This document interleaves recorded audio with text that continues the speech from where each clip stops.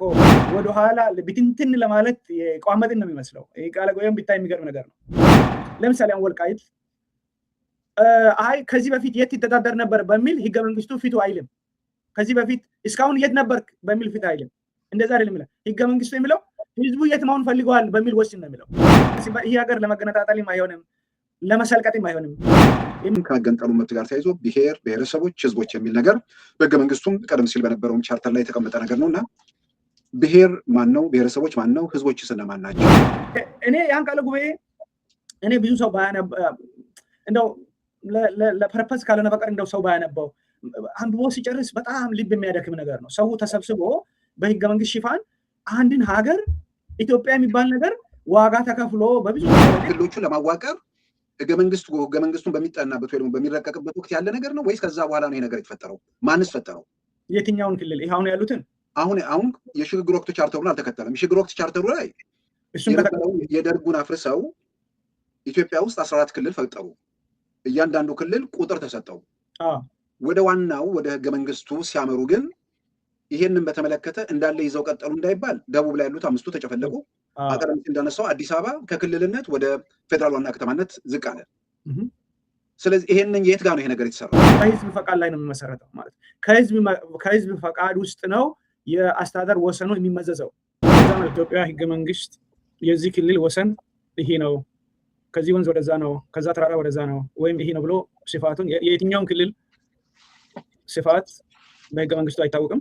የየትኛውም ክልል ወሰን በህገ መንግስቱ የተጠቀሰ ነገር የለም። የኢትዮጵያ ብሔራዊ ምክክር ኮሚሽን እንቅስቃሴ ላይ መሆኑ ይታወቃል። ይህም ኮሚሽን ወደ መጨረሻው ምዕራፍ ላይ ደርሷል። ወደ 4000 የሚሆኑ ተወካዮቹን በቅርቡ በአዲስ አበባ ከተማ ውስጥ እንደሚያወያይና ኢትዮጵያ ውስጥ እስከዛሬ ድረስ የነበሩ ችግሮችን በተመለከተ በነገራችን ላይ ችግሮቹን በአንዴ ፈተን እንሄዳለን እነሱም አይሉም። በአጠቃላይ ግን ለውዝግብ መነሻ የሆኑ ጉዳዮችን መልክ እያስያዙ ለመሄድ ምናልባትም ከኢትዮጵያ ህገ መንግስት ጋር ተያይዞ ያሉ መሰረታዊ ችግሮች አሉ። እነዛንም በተመለከተ እንግዲህ ቢያንስ በእርግጠኝነት መናገር ቢቻለው ቢያንስ ህገ መንግስቱ ላይ መሻሻያ ይመጣል ወይ ደግሞ ህገ መንግስቱ ከናካቴው ተቀዶ የሚጣልበት ምዕራፍ ላይ ደርሰናል። ይህን መነሻ ማድረግ እንግዲህ ምናልባት በዛ ህገ መንግስት ላይ አወዛጋቢ እንዲሁም አነጋጋሪ ከዛም አልፎ የግጭት መንስኤ ከሆኑት ጉዳዮች አንዱ የክልሎች ወሰን የሚባል ነገር ነው። ክልሎች ያው ብሔር ስለተሰጣቸው በዛ ክልል ላይ ከመሬቱ ጋር ተጣብቀው የተወለዱ የሚመስል አይነት የፖለቲካ ዝንባሌና አስተያየቶች በስፋት የሚታዩበት ሁኔታ ነው ያለው። ስለዚህ ይሄም በህገ መንግስቱ ላይ ያለው አስተዳደር ወሰን እንዲሁም አንቀጽ 39 ሁለቱም በኢትዮጵያ አጠቃላይ ፖለቲካ ላይ ያላቸውን እንድምታ መሰረት በማድረግ ነው እንግዲህ ከአቶ ፍሬህይወት ሳሙኤል ጋር የምንወያየው። አቶ ፍሬህይወት በቀጥታ ስርጭት ከሉዓላዊ ሚዲያ ጋር ለመወያየት ፈቅደህ ስለተገኘ በተመልካች እንዲሁም በአድማጭ ስም አመሰግናለሁ። እኔም በጣም አመሰግናለሁ ስለተሰጠኝ እድል። አመሰግናለሁ አቶ ፍሬህይወት። እንግዲህ በተነሱት ጉዳዮች ላይ የክልሎች ወሰን ጉዳይ ከህገ መንግስቱ አንጻር ምንድን ነው፣ ከዛም ባሻገር ደግሞ ይህን የክልል የወሰኖችን ጉዳይ ምናልባት ከዚህ ከምክክር ኮሚሽኑ ጋር ተያዘ ማስተካከል የሚቻልባቸው እድሎች ወይ ደግሞ ሁኔታዎች ምንድን ነው የሚለውን በዝርዝር በውይይት እያዳበር ነው እንሄዳለን። በአጠቃላይ ግን የክልሎች ወሰን የሚለውን እንዲሁም ምናልባትም እሱን ደግሞ ከአንቀጽ 39 ጋር በማያያዝም ጭምር ፍሬህይወት ባነሳሁት ጉዳይ ላይ ለመነሻ የሚሆን ነገር ማንሳት ትችላለን። በጣም አመሰግናለሁ። የክልሎች ወሰንን በሚመለከት የመጀመሪያ ነገር የኢትዮጵያ ህገ መንግስት የክልል ወሰን ይሄ ነው ብሎ እውቅና አይሰጥም። ከዛ በጣም ግልጽ ከሆነ ነገር ብንጀምር ጥሩ ነው። የኢትዮጵያ ህገ መንግስት የዚህ ክልል ወሰን ይሄ ነው፣ ከዚህ ወንዝ ወደዛ ነው፣ ከዛ ተራራ ወደዛ ነው ወይም ይሄ ነው ብሎ ስፋቱን የየትኛውም ክልል ስፋት በህገ መንግስቱ አይታወቅም። የየትኛውም ክልል ወሰን በህገ መንግስቱ የተጠቀሰ ነገር የለም። ስለዚህ ምንድነው እንግዳውስ እንዴት ነው ወሰኖቹ የተፈጠሩት ሲባል ወሰኖቹ የተፈጠሩት የአስተዳደር ወሰን ነው። መጀመሪያው ነገር ይሄ ህዝቡ በዚህ ክልል እንተዳደራለን ብሎ ሲወስን ያ ህዝብ የሰፈረበትን ቦታ ታካልልና የዚህ ክልል ይሄ ክልል ነው ትላለ እንጂ አንድ ክልል ወሰኔ ይሄ ነው በህገ መንግስቱ መሰረት ማለትን ህገ መንግስቱ ውስጥ ተጠቅሶ አናገኝም። ለምሳሌ በኦሮሚያና በሶማሌ ክልል መሃል የወሰን ጭቅጭቅ ነበረ። የተወሰኑ አካባቢ ያሉ ወረዳዎች ውስጥ ወደዛ ነው ወደዚህ ነው የሚል ጥያቄ ተነስቶ ነበር። ያ ጥያቄ እንዴት ተፈታ ብለን ስናይ በህዝበ ውሳኔ ወዴት ነው መሄድ የምትፈልጉት ተብሎ በዛ ነው የተፈታው። ለምን በዛ ተፈታ ሲባል ምንድነው መልሱ? ህዝቡ የት መሆን ትፈልጋለህ የሚለው ይጠየቅና ወደዚህ መሆን ይፈልጋለሁ ሲል ህዝቡ ነው ወሰኑን የሚወስነው ማለት ነው። ህዝቡ የሰፈረበት ጋር ከዚህ ወደዚህ የሰፈረ ህዝብ ወደዚህ ሆናለሁ ብለዋል ብለህ ከዛ ወሰኑ ያ ይሆናል ማለት ነው። የህዝቡ አሰፋፈር ይሆናል። ይህን ነገር ዝም ብሎ እንደው ዝም ብሎ ቲዎሬቲካል ነገር የሚያወራን እንዳይመስል አሁን የኦሮሚያና የሶማሌን ክልል አንስቻለሁ በተጨባጭ ሌላም ህገ መንግስቱ ላይ አንድ አንቀጽ አብራራለሁ። የህገ መንግስቱ ላይ የኦሮሚያ ክልል ወሰን ይሄ ነው ተብሎ ቢሆን ኖሮ ወይም የሶማሌ ክልል ወሰን ይሄ ነው ተብሎ ቢሆን ኖሮ በጠራራ ፀሐይ ህገ መንግስት ፈርሶ ነው ማለት ህገ መንግስት ተጥሶ ነው ማለት ነው። የተወሰኑ ወረዳዎች ወይ ቀበሌዎች ወደ ኦሮሚያ የተወሰኑት ደግሞ ወደ ሶማሌ እንዲሄዱ የተደረጉት ማለት ነው። መጀመሪያ ህገ መንግስቱ ይህን ነገር መሬት ላይ ቸክሎ ከሆነ መሬት ላይ ወሰን ይሄ ነው ብሎ ከሆነ ስለዚህ በህዝብ ውሳኔ ሲደረግ ህገ መንግስቱ ተጥሶ ወደዛና ወደዚህ በፊት ከነበረው ተቀያይሯል ማለት ነው። ወሰን ተቀያይሯል ማለት ነው። ይሄ ህገ መንግስቱ ህዝቡ የት መሆን ይፈልጋል የሚለውን ያለ ገደብ እድል ሲጠውና ህዝቡ በዚህ በኩል መሆን ይፈልጋለሁ ካለ ከዛ በኋላ የዛ ክልል አካል ይሆናል። ያ ክልልም አስተዳደራዊ ወሰኑ የህዝቡን አሰፋፈር ተከትሎ ይፈጠራል ይላል እንጂ ከዛ ውጪ ይሄ ክልል ህገ መንግስታዊ ወሰኔ ይሄ ነው ማለትን ይሄ ህገ መንግስታዊ ወሰኔ ያለ ህዝቡ ፈቃድም ህዝቡ ፈቀደም አልፈቀደም ግዛቴ ነው አስጠብቃለሁ ማለትን አይችልም። በህዝብ ፈቃድ ላይ ነው የሚመሰረተው ማለት ከህዝብ ፈቃድ ውስጥ ነው የአስተዳደር ወሰኑ የሚመዘዘው። በዛ መልክ ልገጽ። ለምሳሌ የህገ መንግስቱ አንቀጽ 48 ላይ ጥያቄ ቢነሳ ይላል የህገ መንግስት የአከላለል ለውጦች የሚል አለ። ከዛ በፊት አንቀጽ 46 ላይ ንዑስ አንቀጽ 2 ክልሎች የሚዋቀሩት በህዝብ አሰፋፈር ቋንቋ ማንነትና ፈቃድ ላይ በመመስረት ነው ይላል። ከዛ በኋላ ያ ማለት ፈቃድ ላይ በመመስረት ነው ሲል ህዝቡ ሲፈቅድ አንተ ህዝቡ የሰፈረበት ወሰን ይሆናል ማለት ነው። ይህ ከሆነ ቀጥሎ ደግሞ አንቀጽ 48 ላይ ምን ይላል? የክልሎች ወሰን በሚመለከት ጥያቄ የተነሳ እንደሆነ ጉዳዩ በሚመለከታቸው ክልሎች ስምምነት ይፈጸማል። የሚመለከታቸው ክልሎች መስማማት ካልቻሉ የፌዴሬሽን ምክር ቤት የህዝብን አሰፋፈርና ፍላጎት መሰረት በማድረግ ይወስናል። ምንድነው የሚወስነው? የፌዴሬሽን ምክር ቤት ወሰኑን ይወስናል ማለት ነው። ከዛ ቀጥሎስ የፌዴሬሽን ምክር ቤት የህዝብን አሰፋፈርና ፍላጎት መሰረት አድርጎ ከወሰነ ወሰኑ በየጊዜው የሚቀያየር ይሆናል አስተዳደራዊ ስለሆነ ማለት ነው። ስለዚህ ልክ አሁን ባለፈው እንደምሳሌ አንስቼ ነበር። ሰውን ሲንቀጥር ሰውየው ጫማ አድርጎ ነው የሚመጣው። ሰውየው ጫማው ሰውየውን ተከተለ ከሰውየው ጋር የሚመጣው ጫማ ያደረገው መሬት የሰፈረው የህዝቡ ጫማ ነው። መሬት ህዝቡ የሰፈረበት ህዝቡ ወደዚህ ሄዳለሁ ካለ አብሮት ወደዛ ይሄዳል። ህዝቡ ወደዚህ ይመጣለሁ ካለ አብሮት ይመጣል። በነገራችን ላይ በአንቀጽ 39 መሰረት ደግሞ ህዝቡ ክልል ሆናለሁ ካለ ክልል ይሆናል። ስለዚህ በመሰረቱ ህገ መንግስቱ ህዝብ ተኮር ስለሆነ ህዝቡ የሚወስነው ጉዳይ ነው እንጂ አንድ ክልል ተነስቶ የኔ ወሰን ይሄ ነው በህገ መንግስቱ መሰረት ማለትን ህገ መንግስቱ ይቆና አይሰጥም። ህገ መንግስቱ ይቆና የሚሰጠው የሰዎችን ፍላጎት ነው። የት ነው መሆን የፈለከው ብለን መጠየቅ ያለብን እንጂ የኔ ክልል ህገ መንግስት የሰጠኝ ይሄ ክልል ስለሆነ ፍላጎትህ ምንም ይሁን ክልሌ የተባለውን አትነካብኝ ማለት አትችልም። ስለዚህ ለምሳሌ እንደው ተጨማሪ ልንገር። አሁን ለምሳሌ የደቡብ ብሔር ብሔረሰቦችና ህዝቦች ክልላዊ መንግስት ከኦሮሚያ ጋር ይዋሰን ነበር፣ ከጋምቤላ ጋር ይዋሰን ነበር እና ይህ ክልል ወሰን ነበረው። ያ ወሰን አሁን የለም ማለት የተለያዩ ክልሎች ወሰን ሆነዋል አሁን እና ህገ መንግስቱ ተጥሶ ነው ወሰኑ የፈረሰው የክልሎቹ አይደለም።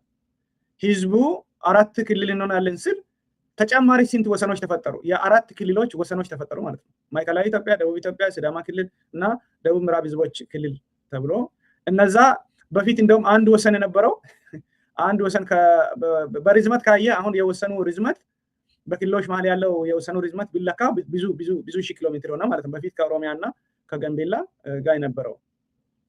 ስለዚህ ሀሳቡ ሲሰበሰብ የህገ መንግስታዊ ወሰኔ ነው የሚባል ቋንቋ እዚህ ጋር የለም።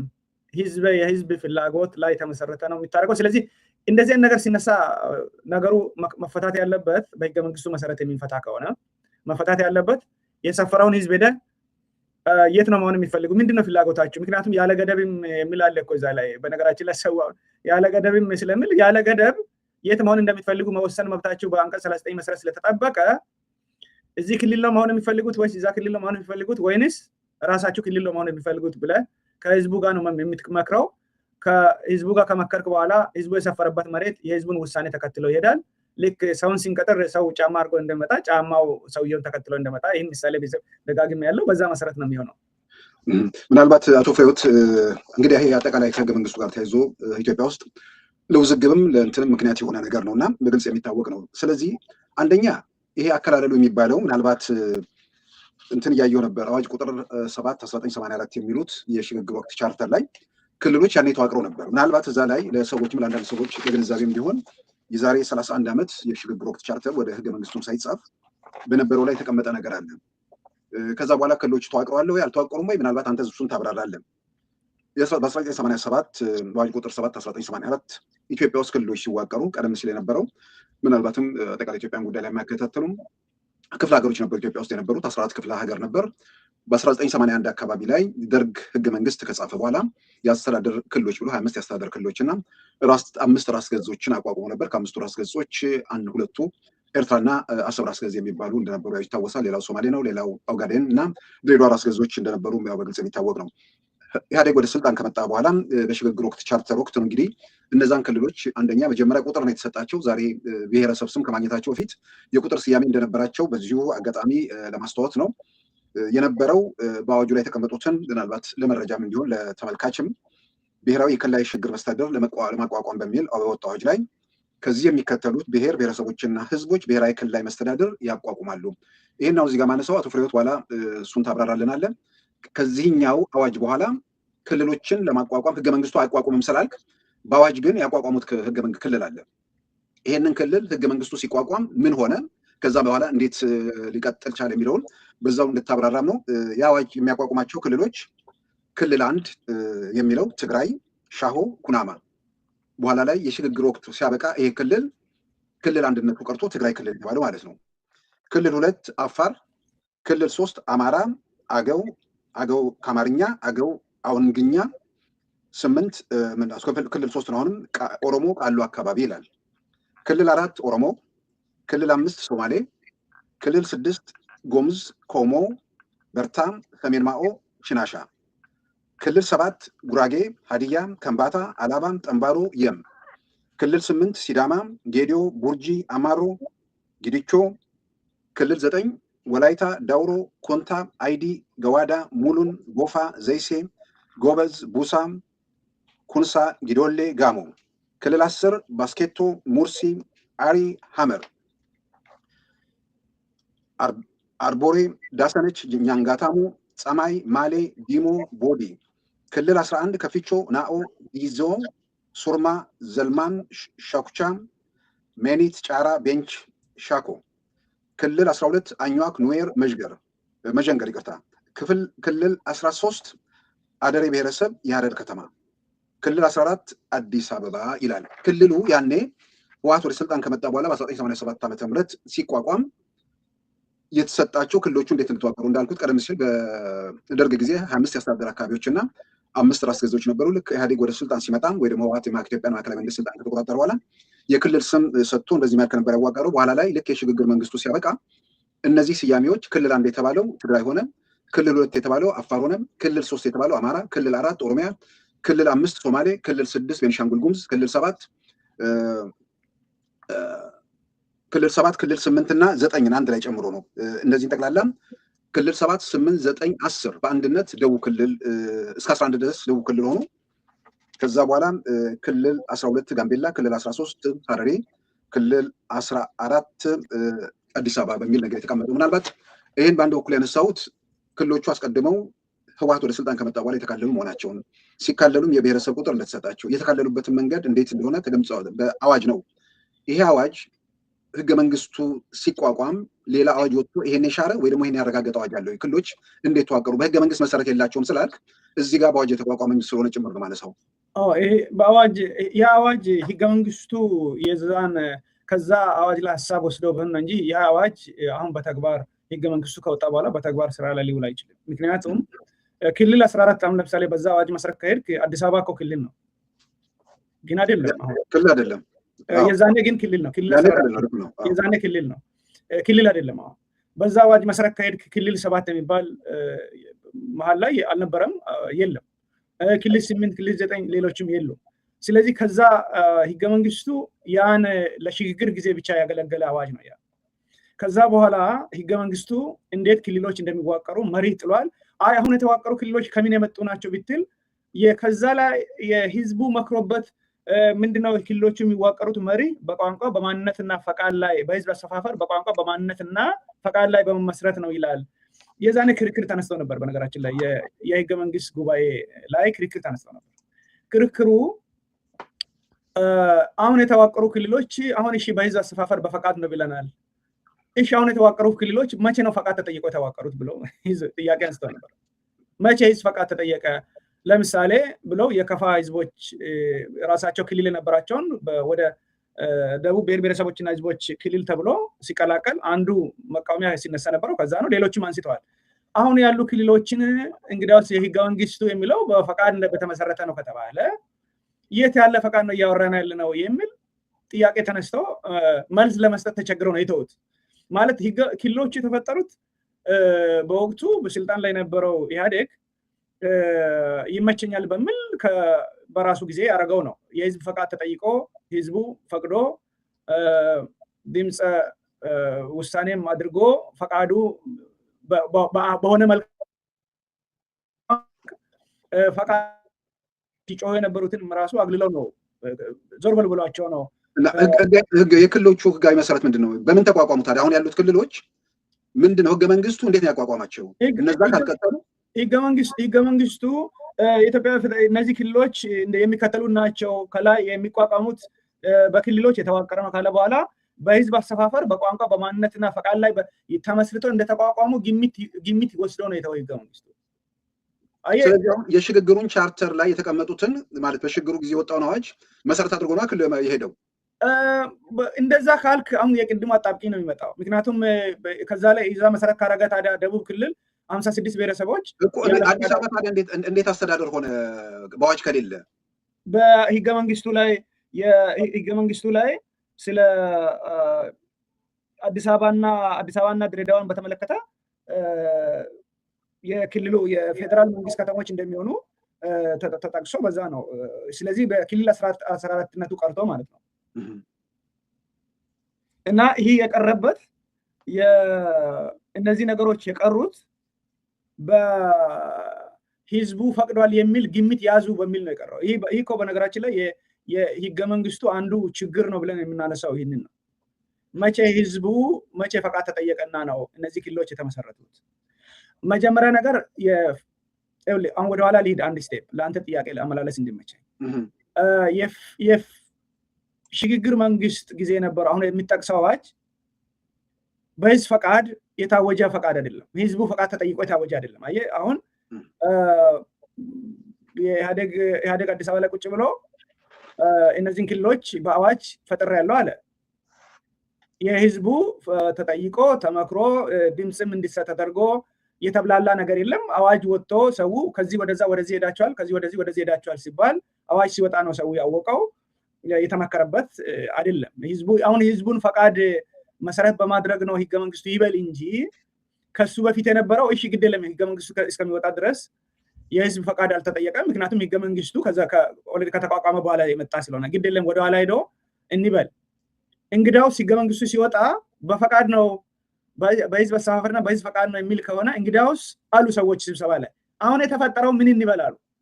በፈቃድ ፈጥረን ነው እኮ ነው የመጣ ነው። ኦልሬዲ በምን ሂሳብ ፈጥረን ነው ክልሎች ፈጥረን እዚህ ጋር ዘርዝረን ትግራይ ክልል፣ አፋር ክልል፣ አማራ ክልል ብለን ኦልሬዲ ፈጥረን መተናል። እዚህ ላይ ህገ መንግስቱ ላይ ደግሞ በፈቃድ ነው እያልን ነው ተባለ። አይ እንግዲህ ይህን መልስ መስጠት ሲከብዳቸው ዝም አሉ። መልስ አልተሰጣም። ክልሎቹ ማንም ያዋቅረው በህገ መንግስቱ መሰረት በህገ መንግስቱ መሰረት ክልሎች የሚዋቀሩት መጀመሪያ በክልል መዋቀር እንፈልጋለን ብሎ ህዝብ ጥያቄ ያቀርባል። የህዝብ አሰምሽኑ ምን መሰለህ ግምቱ እያንዳንዱ ብሔረሰብ ምክር ቤት አለው የሚል ግምት ይይዛል ህገ መንግስቱ። ስለዚህ የአንድ ምን ይላል ማንኛውም ብሔር ብሔረሰብና ህዝብ የራሱን ክልል የመመስረት መብት ስራ ላይ መመስረት መብት አለው ይላል። ለአንድ እንዳለ አንቀጽ ነው። ከዚህ አንቀጽ ንዑስ አንቀጽ 1 የተመለከቱ ክልሎች ውስጥ የተካተቱ ብሔሮች ብሔረሰቦችና ህዝቦች በማንኛውም ጊዜ የየራሳቸውን ክልል የማቋቋም መብት አላቸው ይላል። ያ ማለት ከላይ በኩል አንቀጽ 47 ንዑስ አንቀጽ 1 ላይ ትግራይ፣ አፋር፣ አማራ፣ ኦሮሚያ፣ ሶማሌ፣ ቤኒሻንጉል ጉሙዝ፣ ደቡብ ብሔር ብሔረሰቦችና ህዝቦች፣ ጋምቤላ ህዝቦች፣ ሀረሪ ካለ በኋላ አንቀጽ 2 ላይ ከዚህ አንቀጽ ንዑስ አንቀጽ 1 የተመለከቱት ክልሎች ውስጥ የተካተቱ ብሔሮች ብሔረሰቦችና ህዝቦች በማንኛውም ጊዜ የራሳቸውን ክልል የማቋቋም መብት አላቸው ይላል። አየህ ከላይ በኩል እነዚህን ኦልሬዲ ፈጥሬ ያለው በምን ፈጠርክ ሲባል መልስ የለውም ህገ መንግስቱ። ግን እነዚህን ክልሎች ፈጥሬ ያለው እዚህ ውስጥ ያሉ ብሔረሰቦች አሁን የጠየቀኝ እንዴት ነው ክልል የሚፈጠረው ካል እዛ ውስጥ ያሉ ብሔረሰቦች ወደ አንድ ላይ ሲደመር ወደ 82 ናቸው። ከዛ በላይ ነው አክቹአሊ።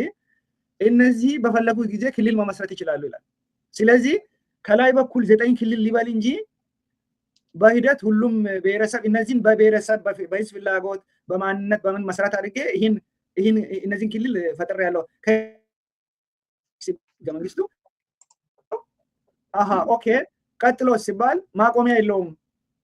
እዛ ውስጥ የተካተቱት እንደገና ክልል በማንኛውም ጊዜ ይላል። በማንኛውም ጊዜ ገደብ የለውም እና በቃ ክልል ማቋቋም ይችላሉ። በዛ ነው ክልሉ የሚወጣ። አሁንም ቢሆን ካሉ ክልሎች ብሔረሰብ ነኝ የሚል ወይም ህዝብ ነኝ የሚል ወይ ብሔር ነኝ የሚል ይህም ትርጉሙ ራሱ አሻሚ ነው። በቃ ክልል መሆን ይችላሉ ካለ በቃ ክልል የመሆን ጥያቄ ያቀርባል፣ ክልል ይሆናል። እንደዚህ ነው ክልል የሚሆነው። ስለዚህ ሲጀምር ተንሻፎ ነው ጀመረው። እሱን ጋፕ መሙላት አሁን አንችልም፣ በውይይትም መሙላት አንችልም። የተፈጠሩ ክልሎች በቃ ፈጥረናል። ከዚህ በኋላ ይህን የፈጠርነው ግሚቱ የሚለው ዝም ብሎ ግሚቱ አዋጁ ዝም ብሎ ተው አዋጁ ምንም የህዝብ ምክር ምን ማድረግ በቃ ይህን ፈጥረናል እነዚህን ክልሎች ብሎ ይልና ህገ መንግስቱ ጋር ሲመጣ ደግሞ የተወሰኑ አዋጁን ይተወውና አዋጁ ውስጥ የነበሩ ክልሎችን አንድ ላይ ይጨፈልቅና የተወሰኑትን ስማቸውን ይቀይራል። ሁሉንም ስም ይቀይራል። ቁጥሩ የነበረውን ወደ ብሔረሰብ ይቀይራል። ሌሎቹን ደግሞ ይህ ደቡብ ብሔር ብሔረሰቦችና ህዝቦች የሚለውን ብዙዎቹን ጨፍልቆ ደግሞ አንድ ክልል ሆናቸዋል ይልና ክልል 14ን አንተ ዋና ከተማ ነህ ክልልም አይደለም ይልና ህገ መንግስቱ በላውን ይህን ክልል የፈጠርኩት የህዝብ ፈቃደኝነት ቋንቋን ማንነትና ፈቃድን መሰረት በማድረግ ነው የሚል ግምት እንድንይዝ ከላይ በኩል ይጽፋል። ክልሎች የሚፈጠሩት በዚህ ሀሳብ መሰረት ነው። አሁን የፈጠርከው ሲባል መልስ ሳይሰጥ ያልፍና ቀጥሎ የሚመጡ ክልሎች ብሔሮች ብሔረሰቦች ህዝቦች በፈለጉ ጊዜ ክልል መፍጠር ይችላሉ።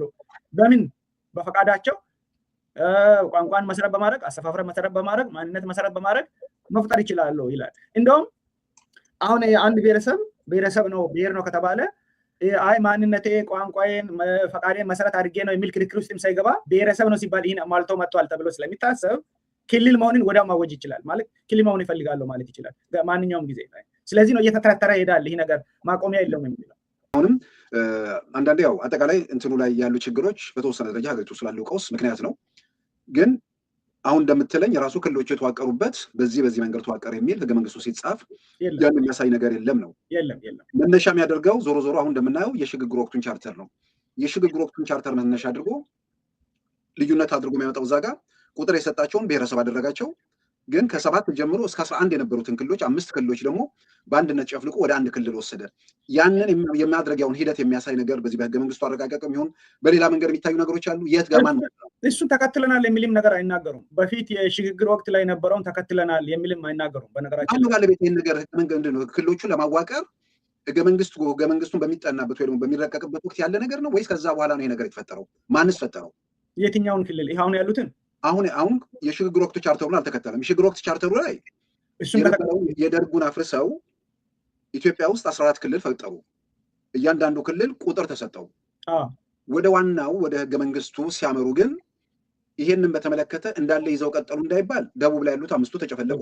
አቀደም እንዳነሳው አዲስ አበባ ከክልልነት ወደ ፌደራል ዋና ከተማነት ዝቅ አለ። ስለዚህ ይሄንን የት ጋር ነው ይሄ ነገር የተሰራው? ይሄ ነገር በወቅቱ እኮ ህገ መንግስቱን ይህን ነገር ሲሰሩ ሌላ የተቃዋሚ እንዳይገባ አድርገው ኢህአዴግ እንደፈለገ የሚያደርግበት ስለነበረ ተጠያቂነትም ትራንስፓረንሲም ግልጽነትም የሌለ ስለሆነ የሽግግር ወቅት የነበረውን ያወጅነውን አዋጅ ተከትለናል ካሉ አሁን ያልከው አጣብቂኝ ውስጥ ሊገቡ ነው። አልተከተልንም ካሉ ሊተረተር ነው። እነሱ የማይፈልጉት ክልሎች ሁሉ ብሔረሰቦችም እንግዲያውስ ብለው ሊመጡ ነው። በዚህ መሃል አሁን ለብቻ በር ዘግቶ ሌላ ተቃዋሚ እንዳይኖር አድርጎ ህገ መንግስትን ማርቀቅና መወያየት ያመጣው አንዱ ጣጣ ይሄ ነው። ግልጽ አይደለም። ይህን ክፍተት ህገ መንግስቱ ውይይት ወቅትም ጥያቄ ቢነሳም ሳይመለስ ያለፉት ነው። እኔ በተወሰነ ደረጃ በማናለብኝነት የተደረገ ነገር ነው። እውነት ለመናገር አሁን የክልል 14 ክልል እንዳይሆን ስሉ እኮ መጀመሪያ ክልል ነበርን አሁን የሚለውን ክርክር ውስጥ ይህን እንዲያቀርብም የገቡ የተወሰኑ ሰዎች ነበሩ በቁጥር የሚታወቁ።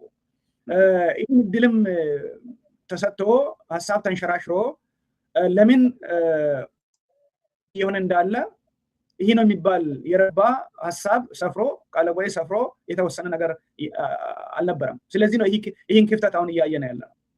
እንግዲህ አቶ ፍሬሕይወት ዋናው እንግዲህ ህግ ራሱ በዚህ አንደኛ ባለቤት የሌለው ወይ ደግሞ የት ጋር እንደተሰራ እንኳን ተጨባጭ ህገ መንግስቱ መሰረት የሚያደርግ ነገር የለም ብቻ ሳይሆን ምናልባት ከዚህ ህገ መንግስት ጋር ተያዘ ራሱ ህገ መንግስቱ በሚተረጎምበት መንገድ ክልሎቹ ራሱ ባለቤት አላቸው ወይ፣ የዚህ ብሔረሰብ ይሄኛው መሬት ነው የዚህኛው ያኛው ነው በሚል በህገ መንግስቱ የሚገለጽ ነገር አለው የሚለውን ጨምሮ ከመገንጠል ጋር ወንድሜ ያነሳው ጥያቄ በጣም ቴክኒካሊ ጥያቄ በጣም ትክክለኛ ጥያቄ ነው። ማለት ሌሎችም ትክክለኛ ጥያቄዎች ናቸው የተነሱት፣ ግን ከሱ ሊጀምር ብዬ ነው። የመገንጠልን ህገ መንግስቱ ክልሎች እንዲገነጠሉ መብት አይሰጥም የሚለው ብሔር ነው፣ ብሔረሰብ ነው መገንጠል ያለ። ምን ይዞ ነው የሚገነጠለው? ወሰን የሚለው እኮ ራሱ ተምታቷል እያለ ነው። ትክክል ነው። በነገራችን ጥያቄው ምንድን ነው? አቶ ፍሬሕይወት ግልጽ አይደለም። ክልሎች እንዴት መገንጠል አይችሉም? ክልሎች የኢትዮጵያ ህገ መንግስት ክልሎች መገንጠልን ለክልሎች አይሰጥም። የሚሰጠው ለብሔረሰብ እያንዳንዱ ክልል ብሔረሰብ አይልም ነው። ክልል አይልም። አንድ ብሔረሰብና ህዝብ የመገንጠል መብቱን ነው የሚጠብቀው። ያ ማለት አንድ ክልል ውስጥ ብዙ ብሔረሰቦች ታጭቀው ስላሉ ለምሳሌ አሁን በየትኛውም ክልል 82 ክልል ለእንትን ቀላል ስለሆነ አሁን በአብዛኛው ጥያቄ የሚያነሱት ቲፔልፎች አካባቢ ያለውን ነገር እንውሰድ። እዛው ላይ ራሱ ክልሉ ሲዋቀር መጀመሪያ ክልል አንድ ሲባል ትግራይ፣ ኩናማ፣ ሳሆ ተብሎ ተቀምጧል። ስለዚህ አሁን ትግራይ ክልል እንደ ክልል ሳይሆን መገንጠል ያለበት በዚህ ህገ መንግስት መሰረት ሳሆ ወይ ኩናማ ወይ ደግሞ ትግራይ እንደ ብሔረሰብ ነው መገንጠል የሚችሉት ማለት ነው። እንደ ብሔረሰብ ነው መገንጠል የሚችለው እንጂ ክልል መገንጠል መብትን ህገ መንግስቱ እውቅና አይሰጥም። ክልል ሳይሆን ብሔረሰብ ህዝብ ነው መገንጠል የሚችለው። የብሔረሰቡ ምክር ቤት በዚህን ኃይል ድምፅ እየወሰነ ምናምን ላይ ይላል እና ስለዚህ አንቀጽ 39ን ደጋግመን እንኳን ብናይ ማንኛውም የኢትዮጵያ ብሔረሰብ ህዝብ የራሱን እድል በራስ የመወሰን እስከ መገንጠል ያለው መብቱ በማናቸው መልኩ የተጠበቀ ነው ይላል። የማንኛውም ብሔረሰብ ህዝብ የራሱን የማስተዳደር ሙሉ ኤኒዌይ ዋናው ነጥቤ ብሔረሰብና ህዝብ ነው መገንጠል። እንደዚህ ከሆነ ምን ይመጣል መሰለ? አሁን ይሄ ህገ መንግስት እኮ ብዙ ውይይትም ሳይደረግ ዝም ብሎ ይሄ አክራሪ ብሔርተኞች እየፋነነ ነገሩ መያዣ መጨበጫ እንዳይኖረው ስለተደረገ አሁን ለመወያየት ራሱ እኮ የማጠፊያ እስኪያጥረን ድረስ ከቁጥጥር ውጭ ያወጡት አክራሪ ብሔርተኞቹ ናቸው። ብሔረሰብና ህዝብ ይገነጠላል ስል የትግራይ ክልል ይገነጠላለሁ ስል ትግራይ ብሔረሰብ ነው እያልን ያለ ነው። እዛ ጋር የዘረዘርካቸው ብሔረሰቦች አሉ። እነዛ ብሔረሰቦች እንደ ብሔረሰብ የወሰኑት ካይደለ ህገ መንግስቱ እውቅና አይሰጥ። ክልል ለምሳሌ አሁን ደቡብ ብሔረሰቦችና ህዝቦች ክልል ብዙ ብሔረሰብ ነው እዛ ያለው። አንድ ብሔረሰብ ስለመገንጠል እንዲወስን ለብሔረሰቡ ነው ህገ መንግስቱ እውቅና እና እድል የሚሰጠው። ይህ ሲሆን እንግዲያውስ ወሰን የሚባል ነገር ቅድም ያነሳው ጥያቄ አለ። ምን ይዞ ነው የሚገነጠለው? ወሰኑ እኮ መሬት ላይ የተቸከለ ነገር የለም፣ የታወቀ ነገር የለም ነው እያለ ያለው ወንድሜ። ትክክል ነው። አሁን አንድ ብሔረሰብ ተገንጥያለሁ ይገነጠላለሁ ስል ሲወስን እዛ ህዝበ ውሳኔ ላይ የተሳተፈው ብሔረሰብ የሰፈረበት መሬት ነው የሚካለልለት። ያን ይዞ ነው የሚሄደው። አሁን ባለው ሁኔታ የሰፈርኩበት መጀመሪያም እኔ የሰፈርኩበት ክልል ተብሎ ተከልሎልኛል፣ ስለዚህ እኔ ሲሄድ ይህን ክልል እንዳለ ከነካርታው ይዘው ሄዳለሁ የሚለው አከራካሪ ነገር ነው። ምክንያቱም የትኛውም ክልል ወጥ ብሔረሰብ አይደለም። የትኛውም ክልል ማለት አይቻልም። ለምን? እዛው ቀደም ሲል ባለው በህገ መንግስቱ ማለት በዚህ የሽግግር ወቅት ቻርተሩ ሲቋቋም ኦሮሚያ፣ ሶማሌና አፋር ሶስቱ አንዳንድ ብሔረሰብ ነው ያላቸው። ኦሮሞ፣ ሶማሌና አፋር በሚል ተቀምጧል። እስካሁን ከተዋቀሩት ክልሎች አንድ ወጥ ብሔረሰብ በሚል የተቀመጡ 3 አሉና ወጥ ናቸው ስንል ሌላ እዛ ውስጥ በሚሊዮኖች የሚቀጥሩ ሌሎች ብሔረሰቦች እውቅና አይሰጥም ህገ መንግስቱ ላይ ለነዛ ማለት ህገ መንግስቱ ሳይሆን የሽግግር ወቅት ቻርተር ላይ ቀደም ሲልም እንኳን አንስቼዋለሁ። ምናልባት ሰውም ለማስታወስ ክልል 1 3 ብሔረሰብ አለበት፣ ክልል 2 አፋር ብቻውን፣ ክልል 4 ኦሮሞ ብቻውን፣ ክልል 5 ሶማሌ ብቻውን በሚል ነው እንግዲህ የሚቀመጠው። ከነዚህ ውጭ ሌሎቹ በርካታ ብሔረሰቦች አሉ። ይህን ህገ መንግስቱ ቅድም የዘጋ ነው ስለመሰለኝ ነው። ይህን ህገ መንግስቱ ያን አዋጅ ወደ ህገ መንግስቱ አጠቃላይ ያለው ይህን አዋጅ ተቀብዬ የህገ መንግስቱ ሀሳቡን የህገ መንግስቱ አካል አድርጌያለሁ ተብሎ በህገ መንግስት ውይይት ውስጥም አልተጠቀሰም። ህገ መንግስቱም ላይ ደግሞ ከዚህ በፊት በሽግግር ወቅት የወጣውን ይህ አዋጅ የዚህ የህገ መንግስቱ አካል ሆነዋል ተብሎ አልተባለም። ስለዚህ ያ አዋጅ ይህ ህገ መንግስት ከወጣ በኋላ መጥቶ ስራ ላይ የሚውልና የሚጠቀስ አይደለም የሚል አቋም ነው ያለኝ። ምክንያቱም ህጋዊ መሰረት የለውም። ህጋዊ መሰረት የለውም። በሌላ ህግ ተተክተዋል። በከፍ ባለ ህገ መንግስት በሚባል ሌላ ህግ ተተክተዋል። ኦኬ። በዛ ህገ መንግስት መሰረት በእነዚህ ክልሎች በአጠቃላይ ኢትዮጵያ ውስጥ ባሉ ክልሎች ያሉትን ብሔረሰቦች እውቅና ይሰጣል። እነማን ናቸው ያውቃቸዋል? ህገ መንግስቱም ክልል 1 ስንት ብሔረሰብ እንዳለ ከሌ ብሎ አያውቅም። ይህን እውቅና የሰጡ ክልሎች ችግር ውስጥ ገብተዋል። አሁን ቤኒሻንጉል ጉሙዝ በራሳቸው የራሳቸው ህገ መንግስት መሰረት ይህ ክልል ከየት እንደወሰዱ ፍንጭ ልስጥ እንደው በጣም እርግጠኛ ሆኜ መናገር ሄጄ ትንሽ የተወሰነ ጥናት ማድረግ አለብኝ። ግን ፍንጩን ልስጥ። አሁን የቤኒሻንጉል ጉሙዝ ህገ መንግስት አሁን እንዲለወጥ የተደረገው በፊት የሆኑ ብሔረሰቦችን ዘርዝሮ ይህ ክልል የዚህ ብሔረሰቦች ነው ይላል። ታሪኩ የሚመጣው ከዚህ ከቅድም ከሚጠቅሰው አዋጅ ነው እና ይህ ህገ መንግስታዊ ነው ተብሎ ኋላ ያ ህገ መንግስት እንዲሻሻል ጥያቄ ቀርቦ አይ ቲንክ የተሻሻለ መሰለኝ። ብሔረሰቦችን ዘርዝሮ የዚህ ብሔረሰብ ነው የሚለው ነገር እንዲቀር ተደርገዋል። ቅድም ወንድሜ ከዚህ ጋር ተያይዞ አንድ ያነሳው ነገር አለ። አሁን ብዙ ክልሎች ውስጥ ወጥ አይደሉም። ወጥ አለመሆን ብቻ ሳይሆን አንዳንድ ክልሎች እንደውም የክልል የተሰየመላቸው ሌላ እነሱ ውስጥ የሚኖረው ብሔረሰብ ከዛ ከተሰየመለት ብሔረሰብ ቁጥር ይበልጣል። ለምሳሌ ሀረሪን ክልል እንውሰድ። አሁን ቁጥር ነው የሚጠቅሰው። ይሄ ኦፊሻል የሆነ የህዝብ ቆጠራ ነው የሚጠቅሰው። በ2007 በተደረገ የህዝብ ቆጠራ የሀረሪ ክልል የህዝብ ብዛት 183415 ነው። ከዚህ ውስጥ ሀረሪው 15865 ብቻ ነው። ከ185415 ሰው ውስጥ ሀረሪው 15865 ነው። ከ10% በታች ማለት ነው። ከዛ ውስጥ ኦሮሞ 103468፣ አማራ 41768 እና የተቀሩት ሌሎች ብሔረሰቦችም አሉ። ጉራጌ ምን እያለ ይቀጥላል፣ ሶማሌ፣ አፋሪም እያለ ይቀጥላል። ስለዚህ አሁን ኢቨን በብሔረሰብ ነው ክልሎቹ የተመሰረቱት ቢባል እንኳ ጋምቤላም እንደዛ ነው፣ ቤኒሻንጉል ጉሙዝም እንደዛ ነው። አሁን ቤኒሻንጉል ጉሙዝም አይቻለሁ። ቤኒሻንጉል ጉሙዝ ውስጥ ክልሉ ከተሰየመላቸው ብሔረሰቦች ደምረን ስናይ ከ50% በታች ናቸው። ሌሎች ይበልጣሉ። አማራ በጣም ብዙ አለ፣ ኦሮሞ አለ። የአማራና የኦሮሞ ራሱ ሲደመር ከነዛ ከ50% ይበልጣል። አሁን በዚህ መስፈርት ስንሄድ የገባንበት ጣጣ ዝም ብሎ ቀላል መስለውን ሰዎች አሁን መገንጠልም ቀላል አድርጎ ምንም ቀላል አድርጎ አሁን ክልል ወሰንም ቀላል አድርጎ ይህ ነገር የተወሳሰበ ነገር ውስጥ ነው የገባነው። አሁን ያ ክልል አሁን የሚጠቅሳቸው ክልሎች በነዛ ብሔረሰቦች ስም ነው የተሰየመው። በህገ መንግስቱ መሰረት በትክክል የህገ መንግስቱን መንፈስ ተከትለን እንዲህ ከተባለ ኦሮሚያ ውስጥም ስንት ብሔረሰብ አለ? አማራ ውስጥ ስንት ብሔረሰብ አለ? አሁን ቅድም አማራ ውስጥም የተወሰኑ አገው፣ አሁን አይ ቲንክ ቅማንትም ተጨምሯል። የዛኔ አይ ቲንክ ዝርዝሩ ላይ ያለ አይመስለኝም፣ አልነበረም። ሌሎችም ተጨምሮ የ82 ዝርዝር ነው መጻፍ ያለበት በህገ መንግስቱ መሰረት በጥብቅ እንሂድ ከተባለ ማለት ነው። ያ ማለት ምን ማለት ነው?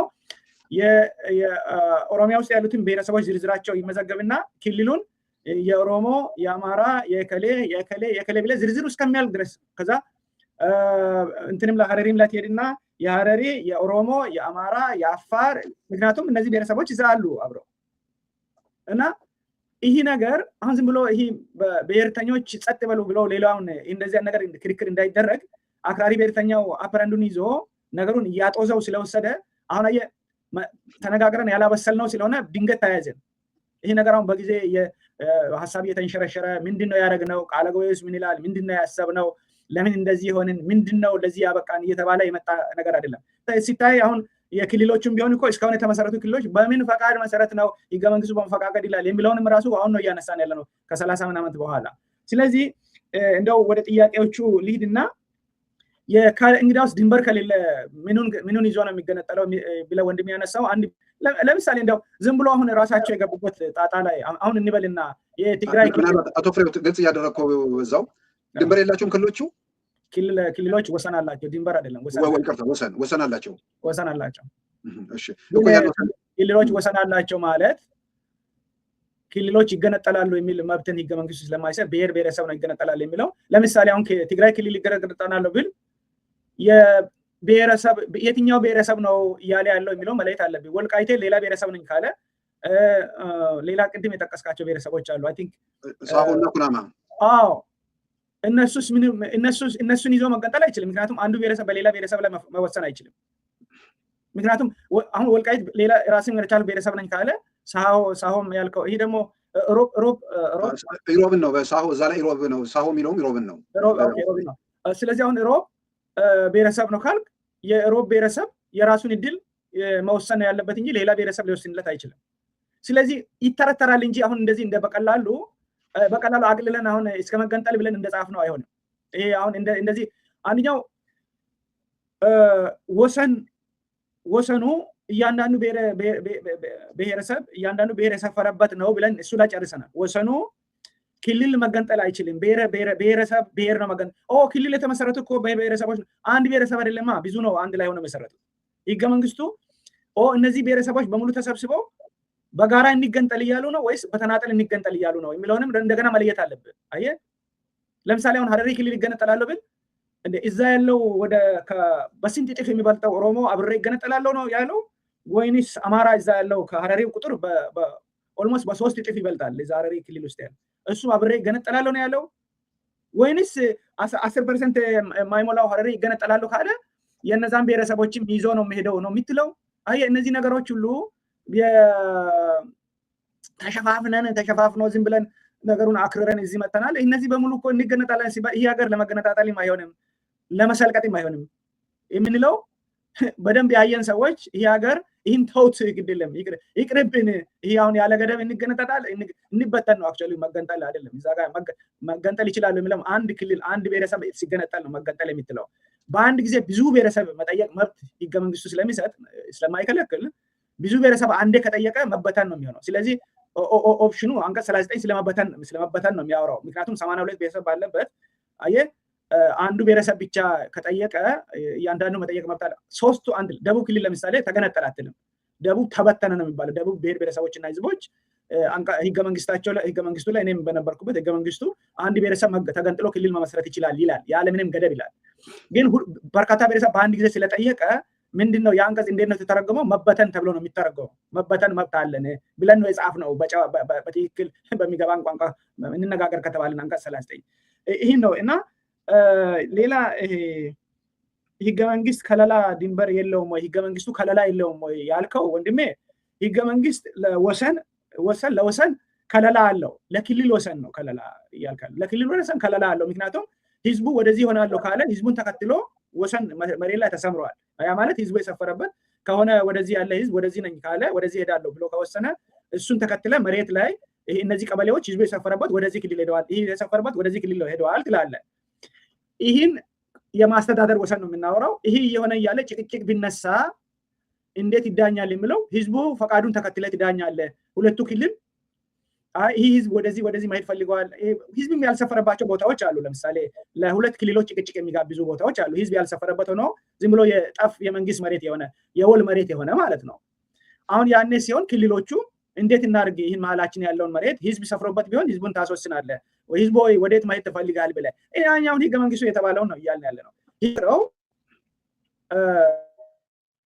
ለአንተ ይሁን ከዚህ ወደዚህ ለኔ ይሁን ብለው ይህን የማይችሉ ከሆነ ፌዴሬሽን ምክር ቤት ይወስናል ነው የሚለው። ፌዴሬሽን ምክር ቤት ህዝቡ የሰፈረበት ጋር በራሱ ይወስናል አይልም። ህዝቡ ነው ቀድሞ ሲወስን የህዝቡን ውሳኔ ነው የሚያስፈጽመው ፌዴሬሽን ምክር ቤት። ስለዚህ at the end of the day አሁን አወዛጋቢ አካባቢዎች ናቸው የሚባሉት ኢላው ላይ የሰፈረው ህዝብ ምን መሆን ፈልጓል በሚል ነው የሚመለሰው እንጂ ኢላው ላይ የሰፈረው ህዝብ የት ነበር ሲተዳደር የነበረው? ይህን ህገ መንግስቱ እውቅና አይሰጥም። አሁን ደግሜ ልናገር ይሄን ይህ ጭቅጭቅ ያለባቸው አካባቢዎች ለምሳሌ አሁን ወልቃይት እንበል እኔ ለምሳሌ እንዲመች ነው ከዛ ጋር እንትን ኖሮኝ አይደለም ብዙ ተመልካች የሚገባው በዛ ቀላል ምሳሌ ቢጠቅስ እና አሁን ሁሉ ሰው ጭቅጭቅ ተነስተው ብዙ ሰው በምሳሌና ቢሰጥ ቶሎ ይገባዋል ብዬ ነው ማነሳው ለምሳሌ አሁን ወልቃይት አይ ከዚህ በፊት የት ይተዳደር ነበር በሚል ህገ መንግስቱ ፊቱ አይልም ከዚህ በፊት እስካሁን የት ነበር በሚል ፊት አይልም እንደዛ አይደለም ይላል ህገ መንግስቱ የሚለው ህዝቡ የት መሆን ፈልገዋል በሚል ወስን ነው የሚለው አየ ህዝቡ የት ለመሆን ፈልጓል በሚል እንድትወስን ነው ህገ መንግስቱ የሚያስገድለው ስለዚህ እኔ በዛ መልክ መረዳት ነው ያለብን ብዬ ነው የሚለው ምናልባት ያመለጠኝ ጥያቄ ካለ ምናልባት ያመለጠህ ከዚህ ምንድነው ክልል አስተዳደሮቹ ጋር ተያዘም በቋንቋ ሰዎች በሚኖሩበት ላይ በተወለዱበት ባደጉበት አካባቢ ላይ ቋንቋ ባለመቻላቸው ከሂደቱ ከእንትኑ ውጭ የሚሆኑበት አሰራርም አለ የሚል ነው ምናልባት ከቋንቋ ጋር ባለ ጉዳይ ላይ በስፋት ልንሄድበት እንችላለን አንተ አሁን ማንሳት ትችላለህ ያ እሱ ልክ ነህ ሳልመልስ ቀርቻለሁ እሱ እኔ እንደውም በመጽሐፌ ላይ እነዚህን ሰዎች ለምሳሌ እኔ መጽሐፌን ወንድሜ ምናልባት ከአማዞንም ላይ እዚህ አካባቢ ከሆኑ ከዲኤምቪ ሱቆች ውስጥም ኢትዮጵያ ከሆኑ ከዛ ከመጽሐፍ መሸጫ ማግኘት ይችላሉ እና እዛ ላይ በደንብ ይህን ነገር ተንትኛል ለምሳሌ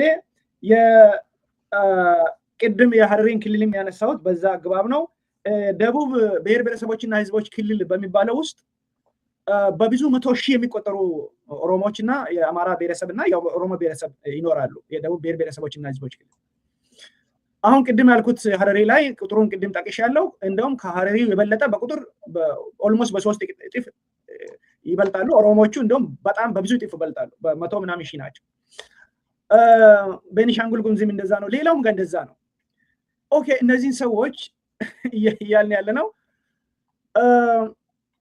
በእነዚህ ከዚህ የመጣችሁ ናቸው እያልን በዚህ አግባብ ካገለልናቸው ወይ በሀገር ውስጥ ስደተኝነት ይመዝገቡ በጨዋ ደንብ እንዴት አድርገን ማለት እኔ አሁን ዝም ብሎ ነው ነገር ለማጥወስ አይደለም ማለት ጀስት እውነተኛ ነገር ነው የምናገር እንዴት ነው የሚሆኑት ይሄ ሀገር በጋራ ይኮ ወደ ድንጋይ ዘመን ወደ ኋላ እንትናችን ወደ ኋላ ተሸብሽቦ ሄዶብን ነው እንጂ እኮ በሂደት ሰዎች ወደ ላይም ወደ ታችም ሲናጥ የነበረ ሀገር ነው በጦርነትም በሃይማኖትም በንግድም በጋብቻም በምንም እያለ ሰው ተቀላቅሎ ነው የሚኖረው ይህን የተቀላቀለውን ህዝብ እዚህ አካባቢ በርከት ብለህ ስለምትኖር አንተ በቃ ይህን አካባቢ ያንተ ነው ሲባል ምን መጣ አይ በታሪክ እዚህ አካባቢ ያልነበረ የከሌ ከየት ነው የመጣው ደግሞ ምንድን ነው የሚባል ነገር መጣ ያ ምን ያመጣል ኢትዮጵያ ዜጋ ሆነ እንደ ዜጋ የምትኖርበትን እንደ ዜጋ ሀብት የምታፈራበትን እንደ ዜጋ የምትንቀሳቀስበትን እድል ይዘጋል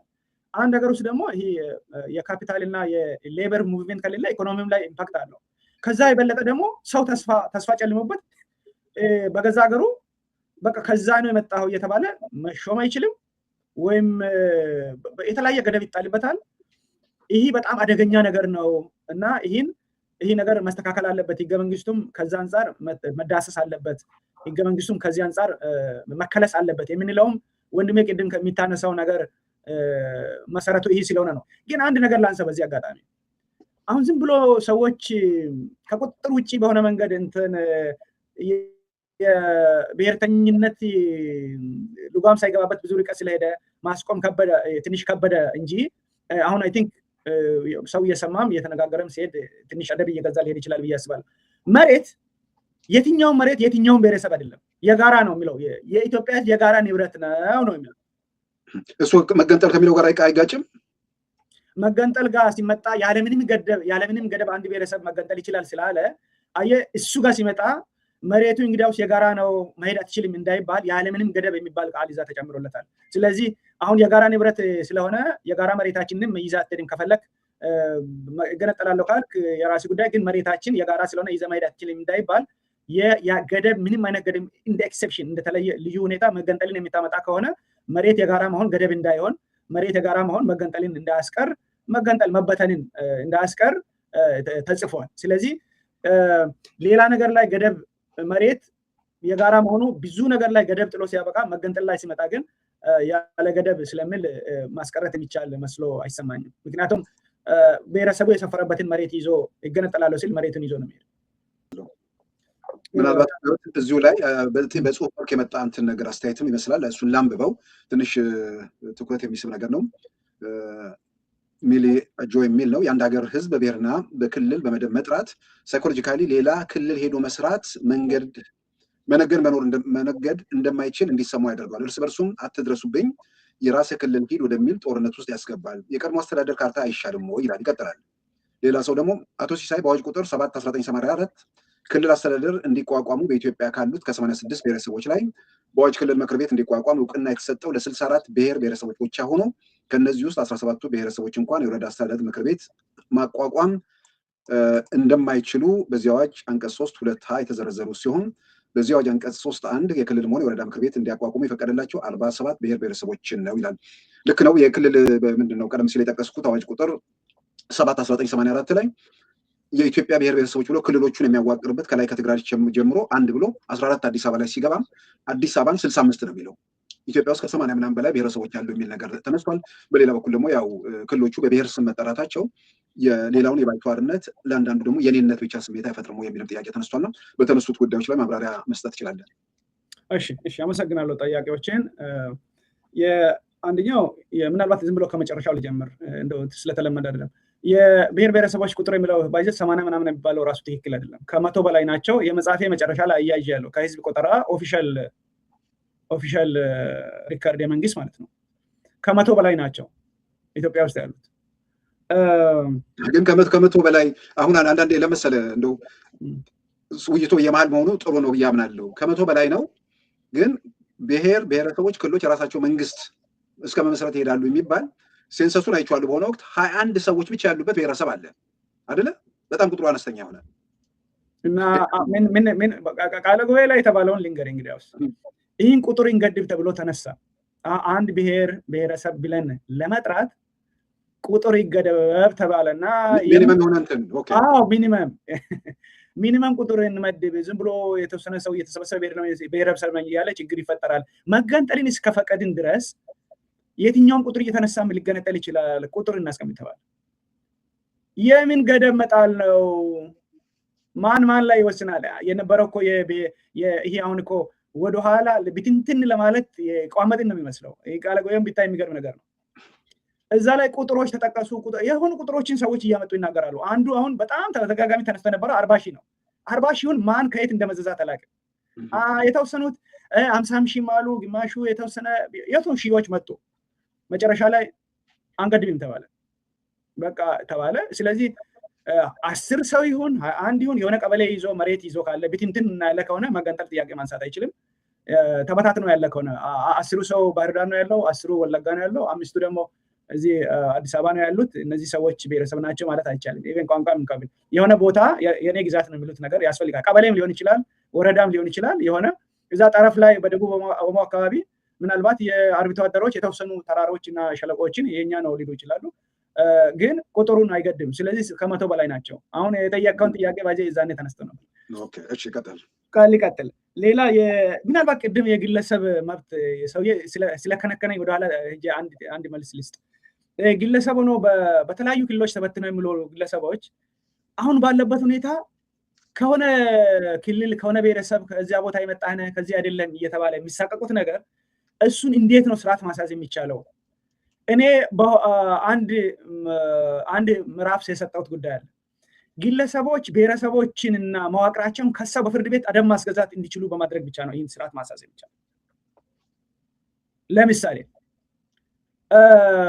አንድ ምሳሌ መጽሐፌ ላይ ጠቀስኩትን ልጥቀስ፣ ለእኛም ምሳሌ ስለሚሆን ካናዳ ውስጥ አንድ ክልል ፈረንሳይኛ ነው የምናገሩት። በታሪክ ከፈረንሳይ ጋር እንደዚህ የራሳቸው ታሪክ አላቸው። አንድ ክልል ፈረንሳይኛ ነው የምናገሩት እና በዚህ የመገንጠል ጥያቄን በየጊዜ እያነሱ ያስቸግራሉ። ኤኒዌይ ግን ፈረንሳይኛ ነው የምናገሩት እና አንድ የሱቅ ባለቤት ግለሰብ አሁን ቅድሜ ወንድሜ አንተ እንዳልከው ሌላ ጋር ሄዶ ከሌላ ቦታ ሄዶ እንግሊዝኛ ነው የምናገረው ሱቅ ከፍቶ ይኖራል።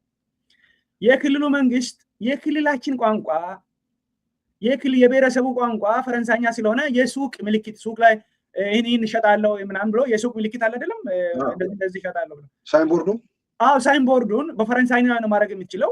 ክልሉ የፈረንሳዮች ተናጋሪዎች ክልል ነው። ባህላችንን ማዳበር፣ ቋንቋችንን ማስፋፋት ህገ መንግስታዊ መብታችን ነው። በዚህ መሰረት ክልሉ ይህን ወስኗል። በፈረንሳይኛ ቋንቋ ነው የሱቁን ሳይን ቦርድ መጻፍ የምትችለው አሉት። እኔ እንደ ግለሰብ ተገድጄ የማልችለውን ቋንቋ ይህን አልችልም፣ ስለዚህ ተገድጄ ማልችለውን ቋንቋ በሬ ላይ የሚጽፍበት ምንም ምክንያት የለም ብሎ ተከራከረ። ሲከራከር ክልሉ ነው እንዳለ የክልሉ አቃቤ ሕግ ማለት መንግስት ነው እንግዲህ የክልል መንግስት አቃቤ ሕግ ከግለሰቡ ጋር ተከራከረ።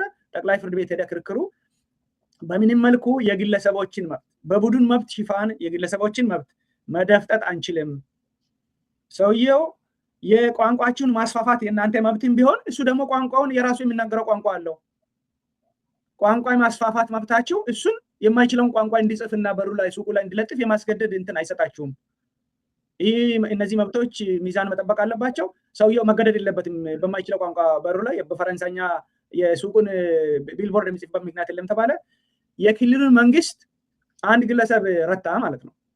እንደዛ ሊያደርግ የሚችልበትን የህገ መንግስት ከለላ የግል መብት ሲሰጥ ነው።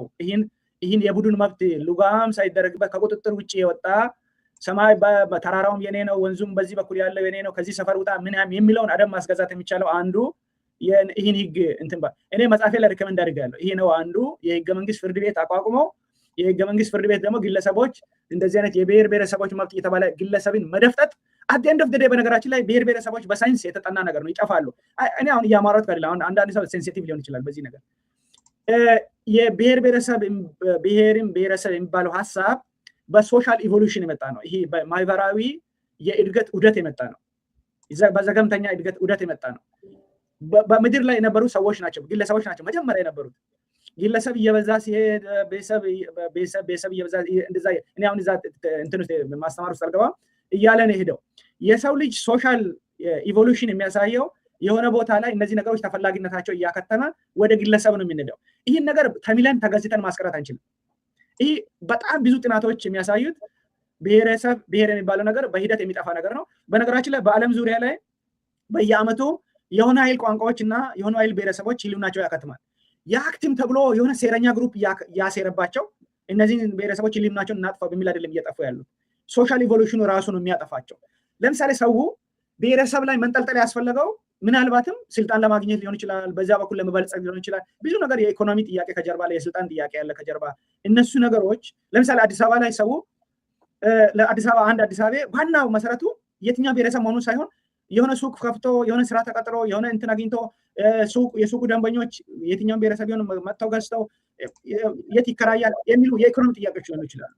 እኔ አሁን የሶሻል አናሊሲስ ውስጥ መግባት የኔ ስራ ድርሻ አይደለም። ይህ እውነታ ግን የሚያከትም ነገር። ስለዚህ ምን እናድርግ? ቅድም ያልነውን ለመመለስ ነው።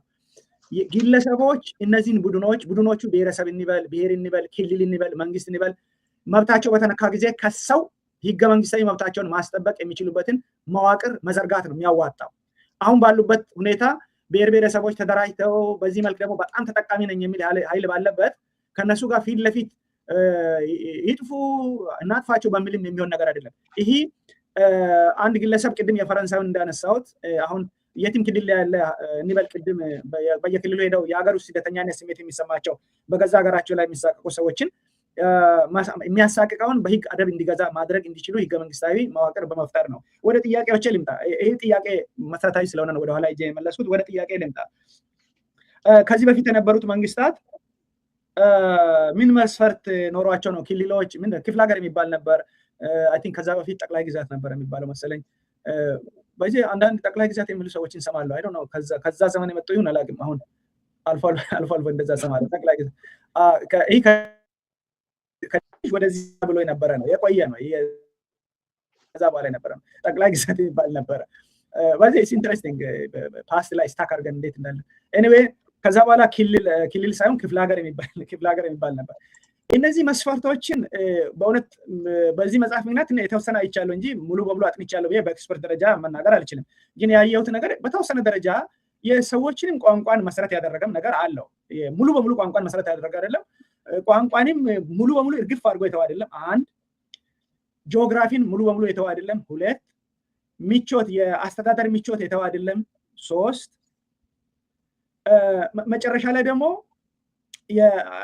ሶስቱ መሰረታዊ ነገሮች ናቸው። የህዝብ ፈቃድ የሚባል ነገር አይታወቅም።